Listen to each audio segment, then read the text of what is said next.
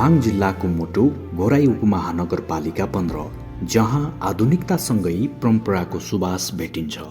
यही माटोमा विक्रम सम्वत 2069 सालमा एउटा सपनाको बीजारोपण भएको थियो, सभ्यता पाठशाला।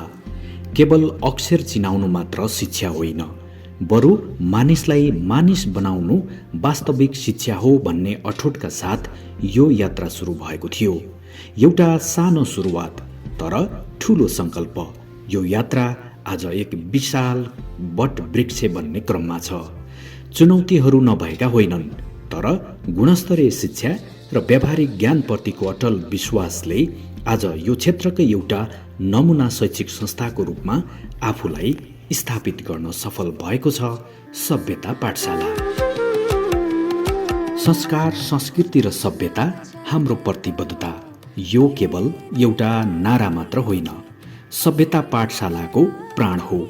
आजको प्रतिस्पर्धात्मक विश्व बजारमा जब मानवीय मूल्य र मान्यताहरू हराउँदै गइरहेका छन्, यो विद्यालयले बालबालिकालाई आफ्नो जरासँग जोडिन सिकाउँछ।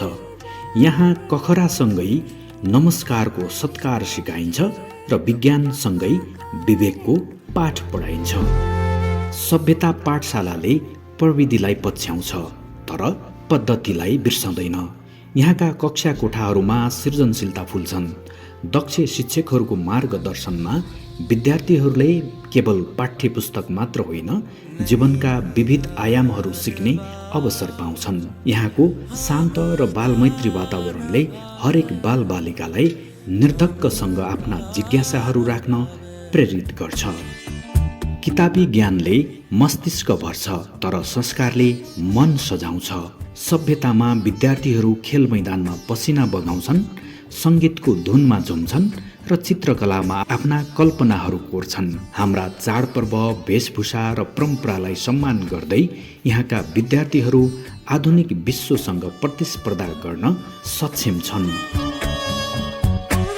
शिक्षा त्रिकोणात्मक सम्बन्ध हो। विद्यालय, विद्यार्थी र अभिभावक। सभ्यता पाठशालाले पाएको सबैभन्दा ठूलो सम्पत्ति यहाँका अभिभावकहरूको अटुट विश्वास अनि माया हो। समुदायको साथ र शिक्षकहरूको समर्पणले नै आज यो विद्यालय सफलताको शिखरमा चढ्दैछ। जग बलियो भयो भने परिवर्तन सम्भव छ। सभ्यता पाठशालाले त्यही बलियो जग निर्माण गरिरहेको छ विद्यार्थीको लागि। हरेक बालबालिका काँचो माटो हुन्, जसलाई सही आकार दिन एउटा उत्कृष्ट परिवेशको आवश्यकता पर्छ। त्यही परिवेश र संस्कारको सङ्गम हो सभ्यता पाठशाला।